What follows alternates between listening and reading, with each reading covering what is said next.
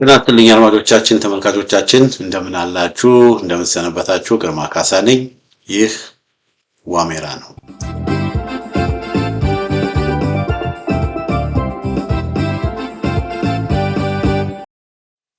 በዛሬው የዋሜራ መርሃ ግብራችን ወደ ሸዋ እንሄዳለን። ያው ቀደም ሲል በነበሩ መርሃ ግብሮች በዚህ ሳምንት ሸዋ የተደረጉ ኦፕሬሽኖች ዙሪያ ላይ አንዳንድ መረጃዎችን ይዤላችሁ እመጣለሁ ብዬ ነበረ። በዛ መሰረት ትኩረታችን ሸዋ ላይ ይደረጋል። እንግዲህ ሸዋ ላይ ይሆናል። ሸዋ እንደምታውቁት እንግዲህ በቅርቡ የሸዋ ፋኖች አንድ መሆናቸው ይታወቃል። አንድ አመራር፣ አንድ እዝ፣ በሸዋ ያለው አንድ እዝ ነው። የተበታተኑ ነበሩ። ከመበታተንም አልፎ እርስ በርሳቸው የሚዋጉ ነበሩ። በጣም የሚያሳዝኑ ነገሮች ሸዋ ውስጥ ነበሩ። ግን ያ ሁሉ ተቀይሮ ያሏቸውን ልዩነቶች ሁሉ ፈተው ታርቀው ይቅር ለእግዚአብሔር ተባብለው አንድ ሆነው ሪስትራክቸር ራሳቸውን አድርገው አሁን አንድ እዝ ነው ያለው ሸዋ ውስጥ። በኢንጂነር ደሳለኝ ሲያስብ ሸዋ የሚመራ አንድ እዝ ነው ያለው እና ምክትል መሪው ደግሞ ፋኖ ጠጁ ባባው ነው። ወታደራዊ አዛዡ ፋኖ አማን እሸቱ፣ ምክትል ወታደራዊ አዛዡ ደግሞ ፋኖ ኢሳያስ ደመቀ እና የሸዋ ፋኖች ምን ሆነዋል ማለት ነው? አንድ ሆነዋል። እና አንድ ከሆኑ በኋላ አድማጮቼ፣ ተመልካቾቼ በጣም በርካታ ስራዎችን የአደረጃጀት ስራዎችን እየሰሩ ነው። በዚህ ገና አንድ ከሆኑ ሁሉ ነገር ካደረጉ በኋላ እንግዲህ የአንድነት ውጤት ከወዲሁ እየታየ ነው። ከወዲሁ የአንድነት ውጤት ከወዲሁ አንድ ቢሆኑ እነዚህ ሰዎች የሸዋ ፋኖች ትልቅ ተአምር ነው የሚሰሩት፣ ትልቅ ነገር ነው የሚያደርጉት ብለን በተደጋጋሚ ስንናገር ነው። ከወዲሁ ያንን ነገር እያየ ነው። ሸዋ ያለው ሁኔታ በጣም ከሌሎች አካባቢዎች በጣም የተለየ ነው። ሸዋ በጣም የተለየ ነው። ሸዋ ለአዲስ አበባ ቅርብ ነው። አንድ ካርታ ላሳያችሁ። ይሄ እዚህ ጋር ታዩት የለም? ይሄ እዚህ ጋር የምታዩት እንግዲህ ቀይዋ ሸዋ አዲስ አበባ ናት። እንግዲህ በቀይ ያከበብኳት አዲስ አበባ ናት። እና ወይ ካርታውን ላሳያችሁ። ይሄውና ካርታው እና በቀይ ያከበብኳት አዲስ አበባ ናት፣ ከታች ያለችው ማለት ነው። እና ሸዋ ይሄ አሁን የምታዩት ምልክቶች ያደረኩባቸው አካባቢዎች በቃ የሰሜን ሸዋ ማለት ፋኖች በስፋት የሚንቀሳቀሱበት አካባቢ ማለት ነው። በአረንጓዴ ያደረኳቸው በአረንጓዴ ባንዲራ ያለባቸው አካባቢዎች ላይ እንደምታዩት ፋኖ የሚቆጣጠራቸው አካባቢዎች ናቸው። ለምሳሌ የማጀቴ ከተማ፣ የአቦሎ ፈረስ ከተማ፣ የመዘዞ ከተማ፣ ተሬ ከተማ፣ ባሽ፣ እነዚህ እና ደግሞ ጭምብሬ ወደ መሃል በምትመጡበት ጊዜ ጭምብሬ፣ እነዚህ ስንት ነው? ወደ 1 2 3 ወደ 4 ነው 5 6 የሚሆኑ ከተሞች ፋኖ ኦልሬዲ የሚቆጣጠራ። እነዚህ እንግዲህ ትላልቅ ከተሞች ነው ማለት ፋኖ የሚቆጣጠራቸው ቦታዎች ናቸው። ቢጫ ብርቱካማ ያደረኳቸው ቦታዎች ማጀቴ አይደለም ምንድነው ብርቱካማ ያደረኳቸው ቦታዎች እንደ ጨፌ እንደ አጣዬ ከተማ፣ ጨፌ ሮቢት ከተማ፣ አጣዬ ከተማ፣ ሰንበቴ ከተማ፣ ጀውሃ፣ ሸዋሮቢት፣ ደብረ ሲና፣ እዛ ጋር ወደ ታች ደግሞ በምንሄድበት ጊዜ ደነባ፣ ጫጫ፣ መንዲዳ፣ ወደ ታች ስንሄዱ ደግሞ ሸኖ፣ አለልቱ፣ እነዚህ ፋኖ በቀላሉ ከዚህ በፊት የተወሰኑት ይዘዋቸው የነበሩ በዋናው መንገድ ላይ ያሉ ግን በፋኖ ቅርብ ርቀት ላይ ያሉ ከተሞች ናቸው። ወደዛ ደግሞ በምንሄድበት ጊዜ እንደ ይጀሬ፣ ደገም፣ መከጡሪ፣ ለሚ የመሳሰሉትንም እናያለን ማለት ነው። ወደ ምዕራብ ስንሄድ እና እነዚህ በዋና በቃ ለአገዛዙ በቀላሉ ሎጂስቲክ ላይ ያስገባባቸው የሚችሏቸው አካባቢዎች ናቸው። ፋኖ በቅርብ ርቀት ውስጥ ነው ያለው፣ ግን እነዚህ አካባቢዎች እንዳልኳቸው በዋና መንገድ ላይ ስለሆነ ያሉት አገዛዙ በቀላሉ ተጨማሪ ኃይል ሊያስገባ ይችላል። በሰማያዊ ያደረኳቸው ቦታዎችን ከወሰድን ወገኖቼ፣ በሰማያዊ ያደረኳቸው ቦታዎችን ከወሰድን ግን እነዚህ በቀላሉ በቅርብ ጊዜ ውስጥ ፋኖ ሊቆጣጠራቸው የሚችሉ ናቸው። ለምን? ከዋና አስፋልት በጣም የራቁ ስለሆኑ ማለት ነው። አብዛኛው የመራቤቴ አውራጃ፣ አብዛኛው የመንዝና ግሽ አውራጃ አካባቢዎች፣ አብዛኛው የሞረትና ጅሩ አውራጃ አካባቢዎች፣ እንደገና ደግሞ ሲያድብርና ዋዩ፣ ሞጃና ወደራ የመሳሰሉ ወረዳዎችን ፋኖ በቀላሉ መቆጣጠር ይችላል። ለምን? ከዋና መንገድ ትንሽ ራቅ፣ ከጥቁር አስፋልት ትንሽ ራቅ ያሉ ስለሆኑ እና እንግዲህ ተመልከቱ፣ ይሄ እዚህ አካባቢ ያለው የፋኖ ኃይል ወደ ታችም ወደ ከሰምም አለ። እዚህ አካባቢ ያለው የፋኖ ኃይል ለአዲስ አበባ ቅርበት ያለው፣ ስለዚህ ለአዲስ አበባ ቅርበት ያለው ስለሆነ ሸዋ በጣም ቁልፍ የሆነ ቦታ ነው። አሁን ተመልከቱ፣ ለምሳሌ የፋኖ እንቅስቃሴ አሁን ለምሳሌ የፋኖ እንቅስቃሴ በተለይም ደግሞ ከጎንደርም ከወሎም ከሸዋ ከጎጃምም ኃይል የበለጠ ኃይል ወደ ሸዋ ቢገባና ሸዋ ካሉት ጋር ቢቀላቀል እና ወደ አዲስ አበባ ለመግባት ትልቅ ፑሽ ቢያደርግ ወያኔዎቹ ታውቃላችሁ አይደል? የተወሰኑ ወያኔዎች ከላይ ከትግራይ ተነስተው 400-500 ኪሎ ሜትር አቋርጠው ነው አይደል ደብረ ሲና የመጡት። ግን አሁን እዛ ፋኖቹ እዚህ ጎን ነው ያሉት። ተጨማሪ ኃይል ወደ ሸዋ ቢገባ እና ወደ አዲስ አበባ ፑሽ ቢያደርጉ ተመልከቱ፣ በስንት አቅጣጫ ወደ አዲስ አበባ ሊመጡ የሚችሉት። ይሄ ማወራላችሁ እንግዲህ መንገድን ተከትል ብዬ ነው፣ መንገዶችን ብቻ ወስጄ ነው። አሁን ተመልከቱ፣ ለምሳሌ ቁጥር 1 ተመልከቱ።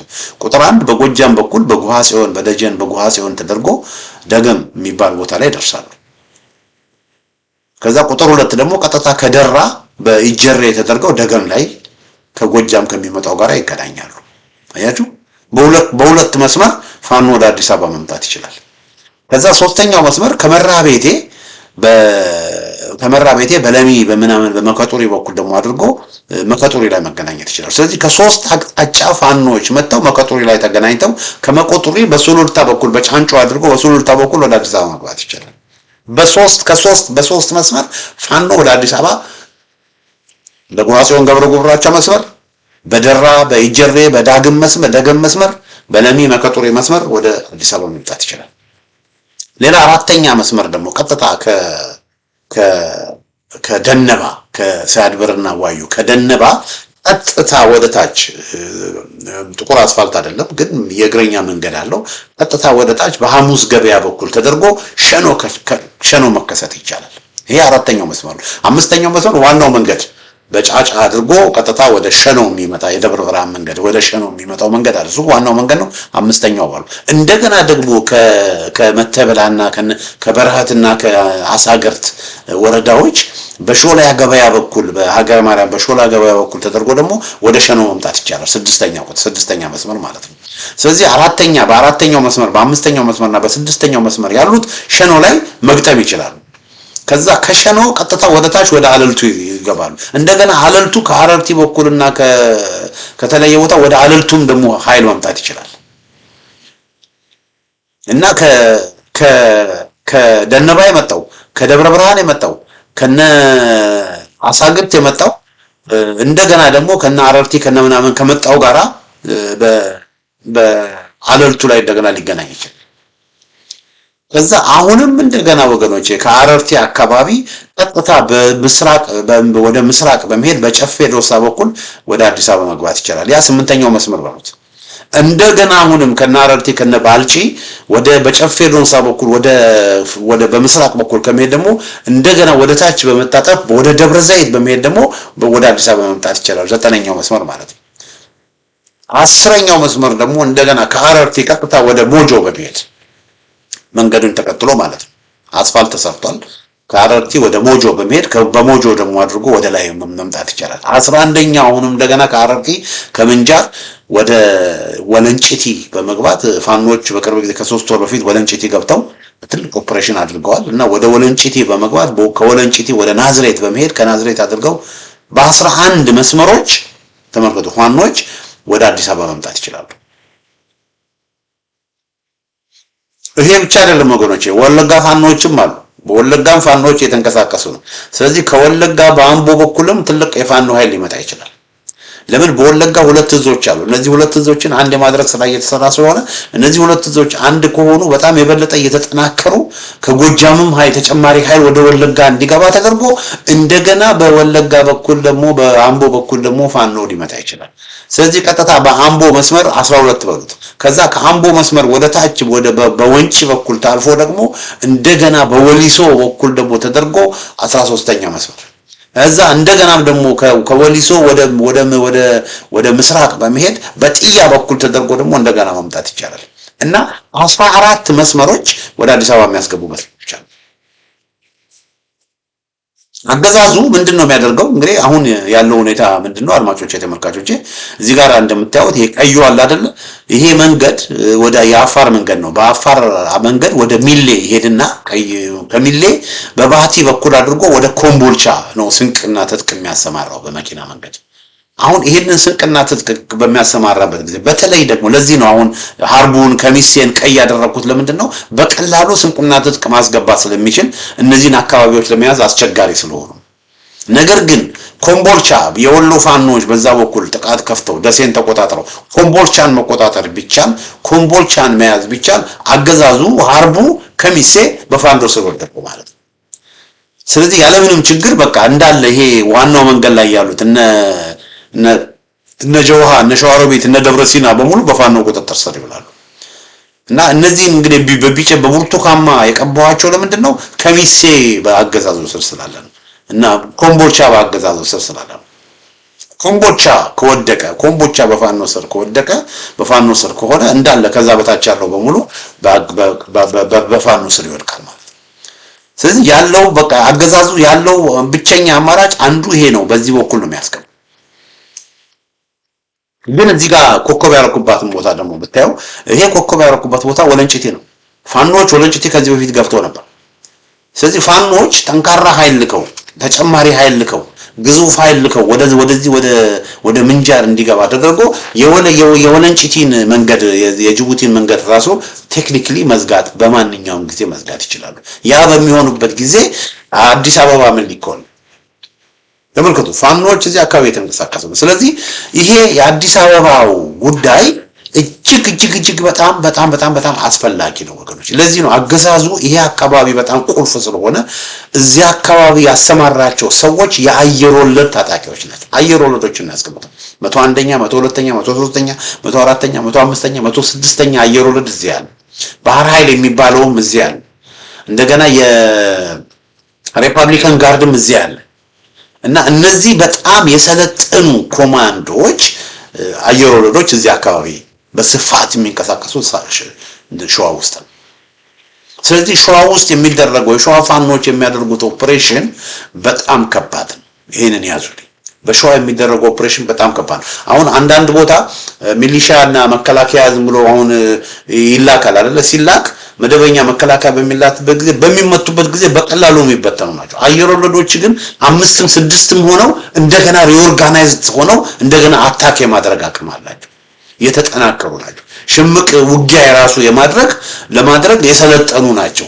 እንትኖቹ ምንድነው አየር ወለዶች። በዛ ላይ ደግሞ እነዚህ ሸዋ አካባቢ ያለው ለአዲስ አበባም ለደብረ ዘይትም ለሞጆም ለናዝሬትም ለመሳሰሉትም አካባቢዎች ቅርብ ስለሆኑ ተጨማሪ ኃይል በሄሊኮፕተርም ለማስገባት በጣም ይቀላል። አስታውሳለሁ እንትን ላይ ምንድነው ምንጃር አካባቢ ከሁለት ወር በፊት በተደረገ ጦርነት ለ17 ጊዜ ነው በ17 ጊዜ ነው ሄሊኮፕተር እየሄደ አየር ወለዶችን የጣለው የተለያየ ቦታ። ለምን? በመንገድ ሽምቅ ውጊያ እንዳይደረግባቸው በመፍራት 17 ጊዜ በሄሊኮፕተር አውሮፕላን ይጣሉ በሄሊኮፕተር አየር ወለዶችን ይጣሉ። ስለዚህ የውጊያው አይነት እዚህ አካባቢ የውጊያው አይነት በጣም ከባድ ነው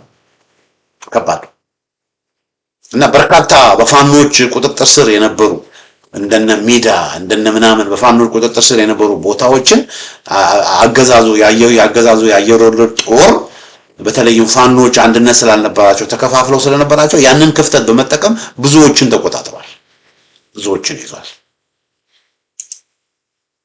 እና እነዛን ለማስለቀቅ እንግዲህ ስራዎች በፋኖች ይሰራሉ ማለት ነው። እና አሁን አንድነት ስላላቸው የፋኖቹ ጥቅም ምንድነው? ህዝብ ይደግፋቸዋል፣ ጂኦግራፊውን ያውቃሉ፣ አንድነት ስላላቸው ብዛትም ስላላቸው በዚህ ጉዳይ ላይ በጣም በተለይ አንድነት መኖሩ በጣም ነገሮችን ይቀይራል፣ ጨዋታውን ይቀይራል የሚል እምነት ነው በብዙዎች ዘንድ የነበረው ያለው።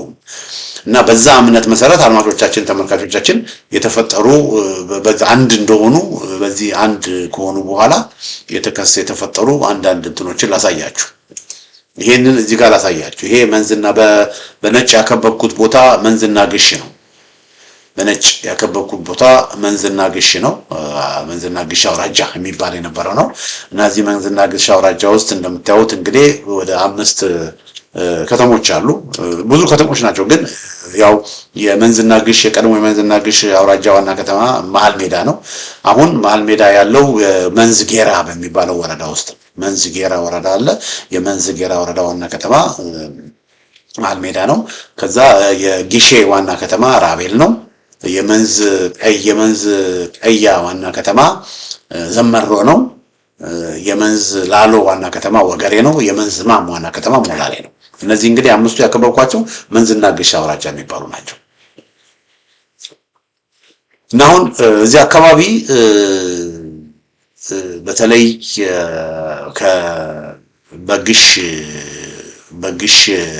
በግሽ ወረዳ ወጅድ የምትባል ከተማ አለች። እቺ እንግዲህ ተዛባ ታያወታላችሁ ወጅድ የምትባለው ከተማ እና በግሽ ወረዳ ወጅድ ጦር መሳሪያ ግንባር ገባ የጦር መሳሪያ ይዘው እዛ አካባቢ ከመኮይ ከምናምን አካባቢ መጥተው እንቅስቃሴ ለማድረግ የሞከሩ እንትኖች ነበሩ።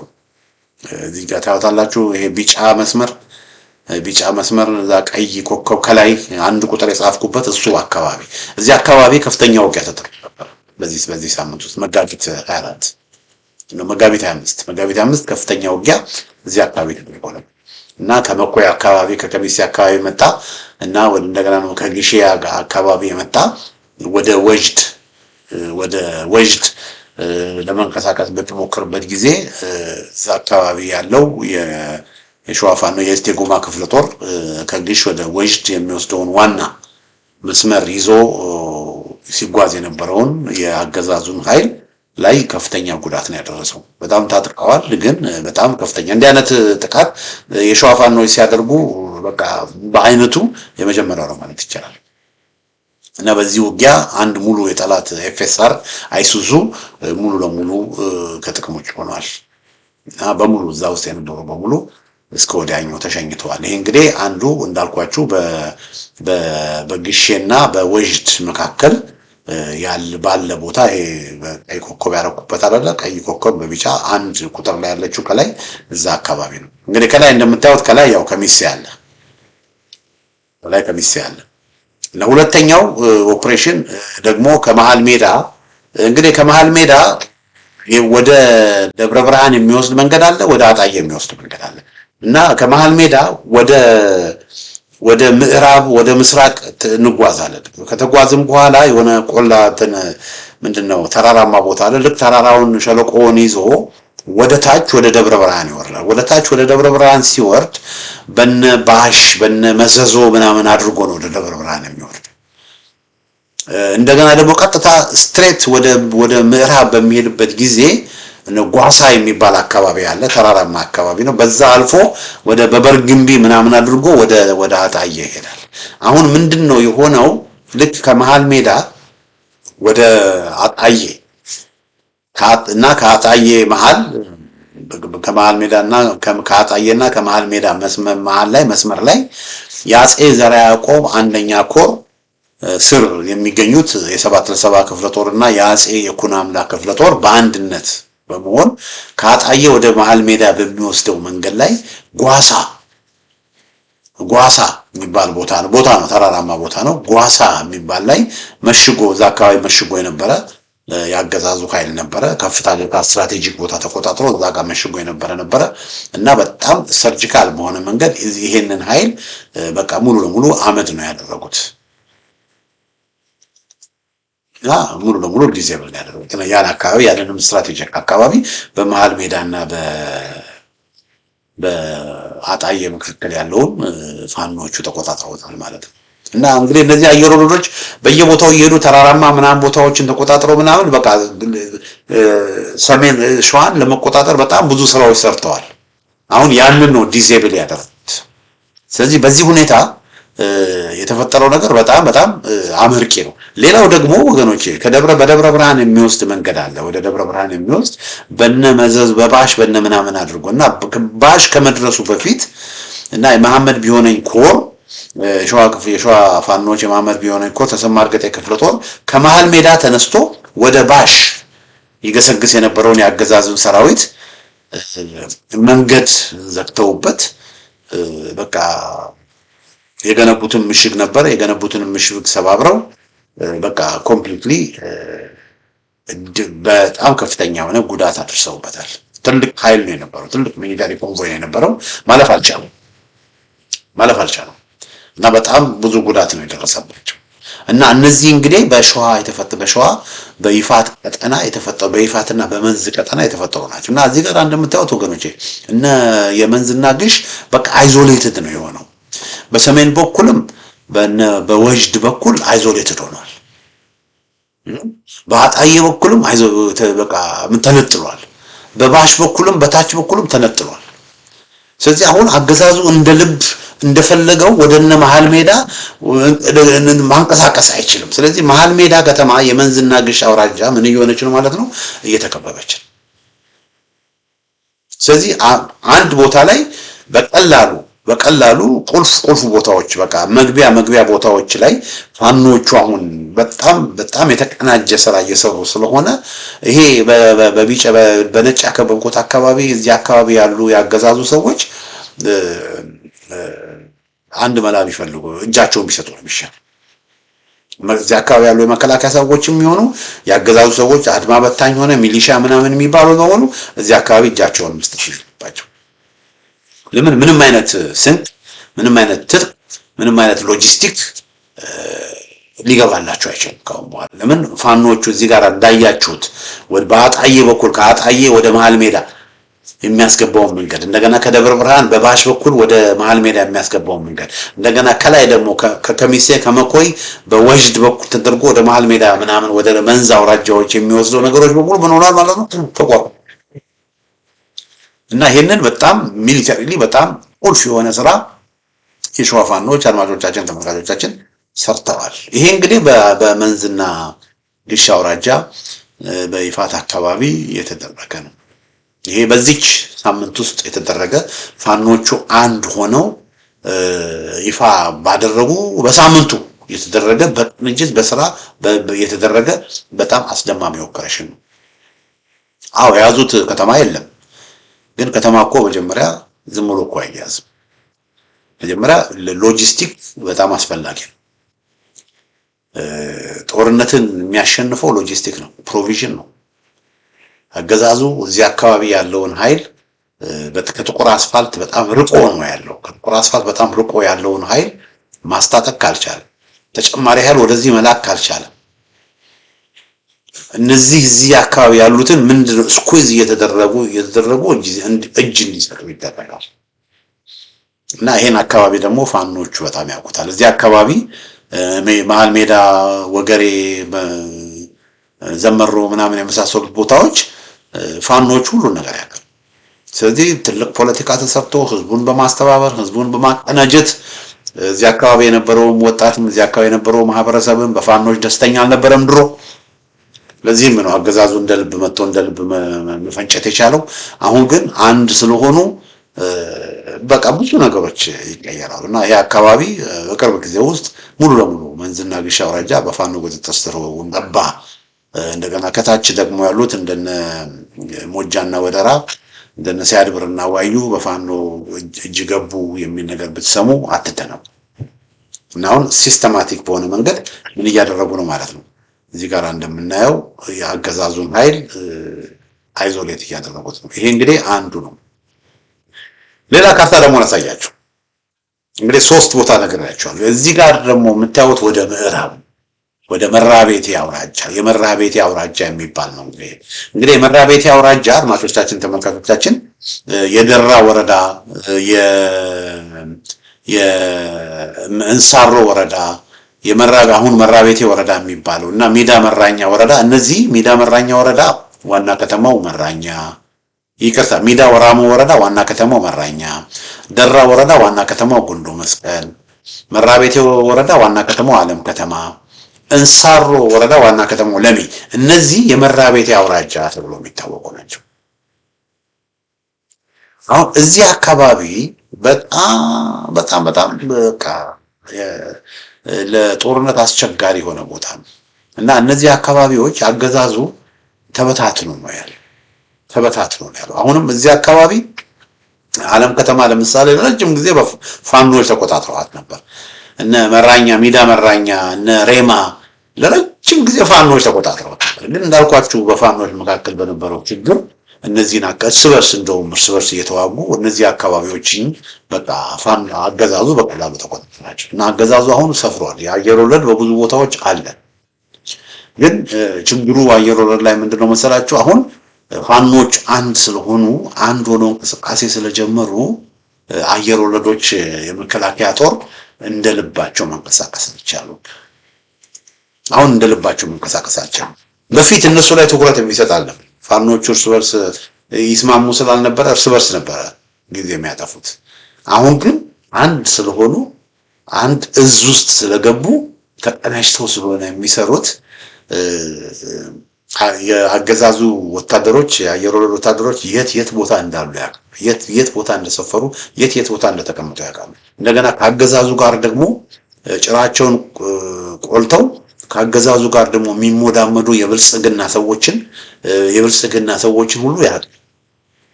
ስለዚህ አሁን ምንድነው የተጀመረው? ስትራቴጂክ የሆነ ኦፕሬሽን የተጀመረው በተለይ የብልጽግና ሰዎች ለብልጽግና እየሰሩ ህዝብን የሚበድሉ ሰዎችን የማገት የማሰር እነሱ ላይ እርምጃ የመውሰድ ስራ በተጠናከረ መልኩ መራቤቴ አውራጃ ውስጥ እየተሰራ ነው።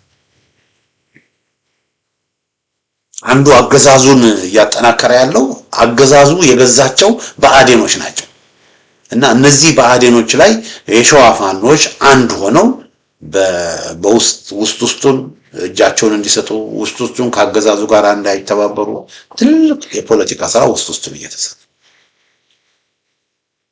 እና አልሰማ ያሉትን ደግሞ ሄደው እርምጃ ወስዳሉ። እና አንድ የተደረገው ነገር እዚህ ጋር ፌጥራ የምትባል ከተማ አለች። እዚህ ጋር ታዩታላችሁ።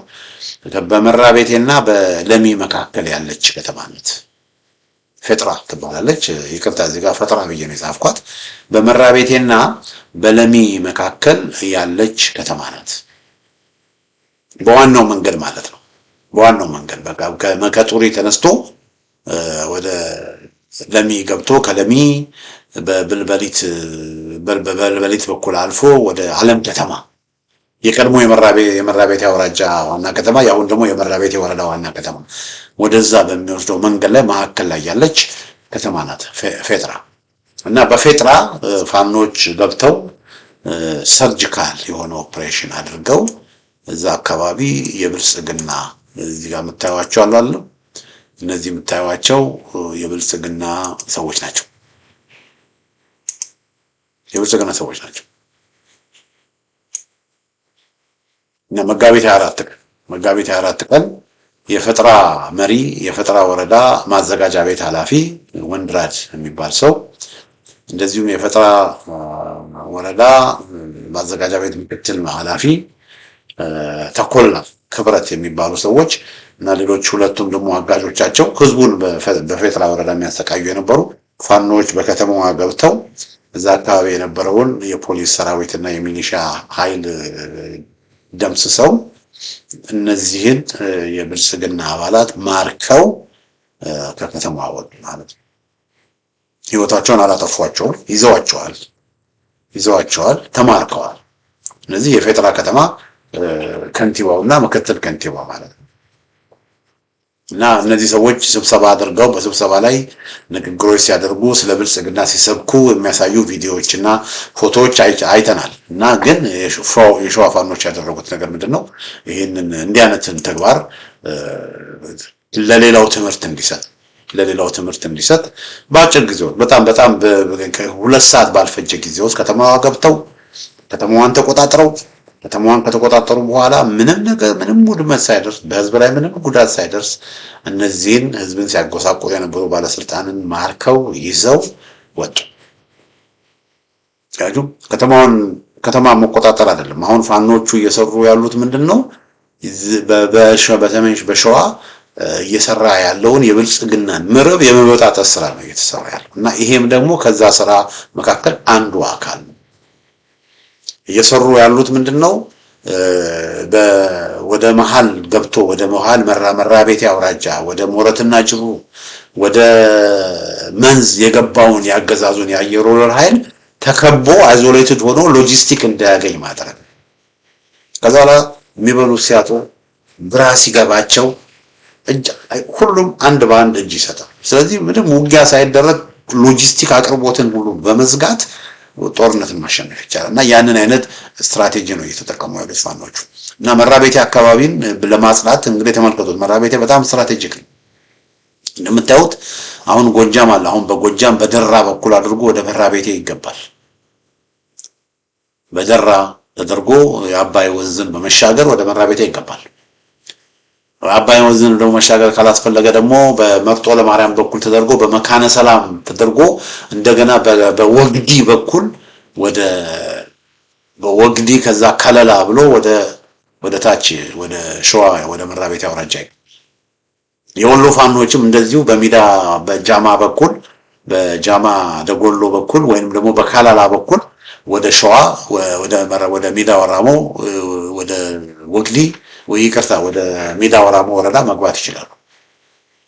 እና የመራቤቴ አውራጃ ትልቅ ኃይል ከጎጃም እንዲመጣ ትልቅ ኃይል ከወሎ በተለይ ከምዕራብ ወሎ እንዲመጣ የመራቤቴ አውራጃ በጣም ቁልፍ ነው።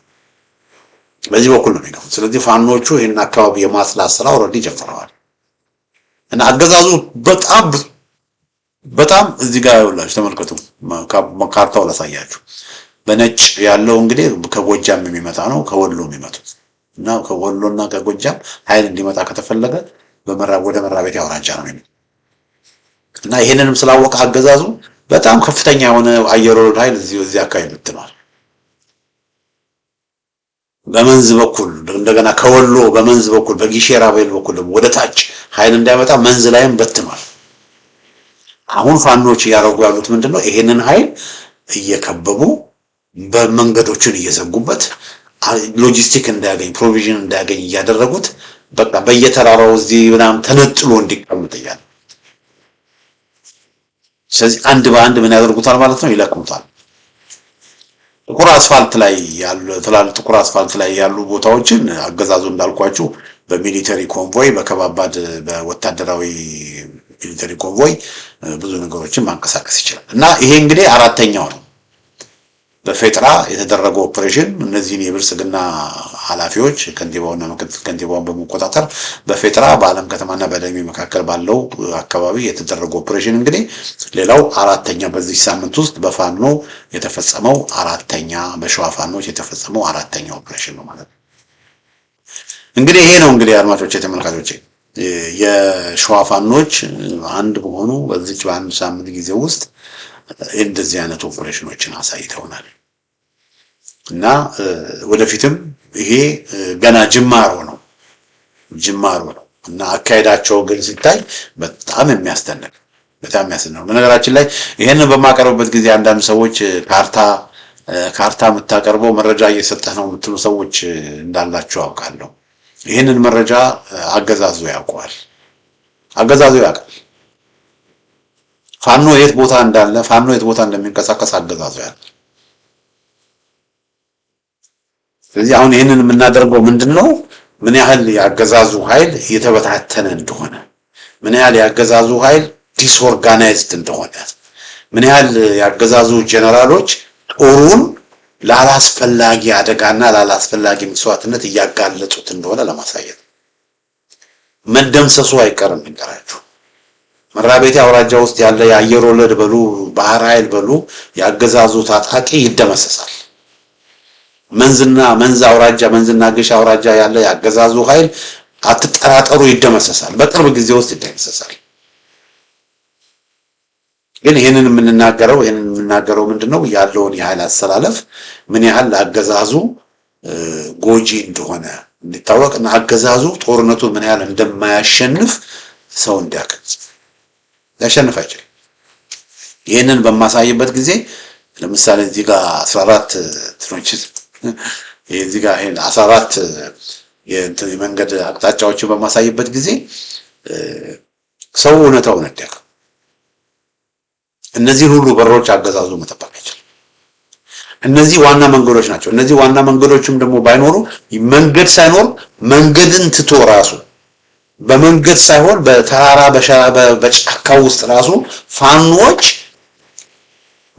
በ50 በ60 አቅጣጫ አዲስ አበባ መግባት ይችላል። ይሄ መንገዶችን ነው ያደረጉላቸው ያሉ መንገዶች በዚህ በኩል በዚህ አቅጣጫ ፋኖ ሊገባ ይችላል ብዬ ነው ያስቀምጠው።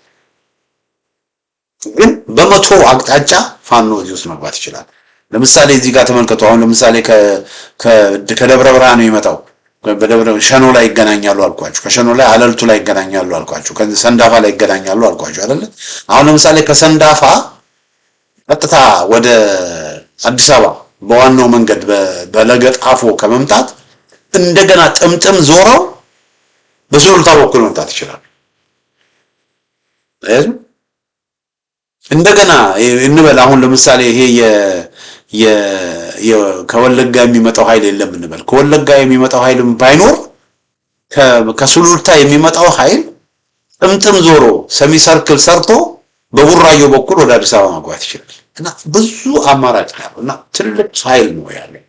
ሸዋ ያሉት አንድ ሆነው የሸዋን አካባቢ እያጠሩ ነው። የሸዋን አካባቢ ሲጠራ ከጎጃም ከጎንደር ከወሎ ኃይል ይመጣል። በመቶ ሺህ የሚቆጠር ኃይል ይመጣል። ወገኖች አዲስ አበባ ትዋጣለች እና ይሄ የማይቀር ነገር ነው። ለዚህ ነው ከመርፈዱ በፊት የአገዛዙ የሚገባውን ነገር ያደርግ። ጦርነቱን ማሸነፍ አይችልም። ስለዚህ ከዚህ በኋላ ሰው አይሞት። እሱም የሚልካቸው ሰዎች ኢትዮጵያውያን ናቸው። ፋኖችም ኢትዮጵያውያን ናቸው። ከዚህ በኋላ አላስፈላጊ መስዋዕትነት አይፈሪም። እንግዲህ 5 ነጥቦች ተኩስ ያቁም፣ ምርጫ የሚለውን ይተው፣ ያሰራቸውን የህሊና እስረኞች በሙሉ ይፍታ፣ ጦር ሰራዊቱን ወደ ካምፑ ያስገባ፣ ለሽግግር መንግስት ዝግጁ ይሁን። ይሄ የማርያም መንገድ ነው ለብልጽግና። ይሄን ማድረግ ካልቻለ ግን እኔ ለብልጽግና ሰዎች አዝናለሁ። ለምን አወዳደቃቸው በጣም የከፋ ነው የሚሆነው። እንግዲህ አድማጮቼ ተመልካቾቼ በሸዋ የአንድነት ውጤት መታየት ጀምሯል በሚል ርዕስ ያዘጋጀው ዝግጅት ይሄን ይመስላል። በሌላ ጊዜ በተመሳሳይ ፕሮግራም እስከምንገናኝ ደህና ሁኑ።